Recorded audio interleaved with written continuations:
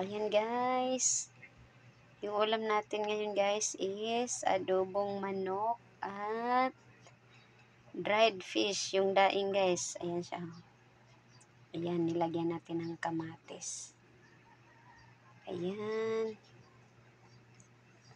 Ayan yung ating adobong manok.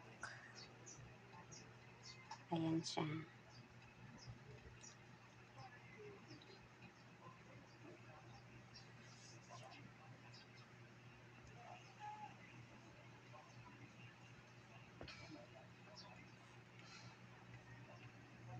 Ayan, kainan na guys. Thank you for watching. God bless us all.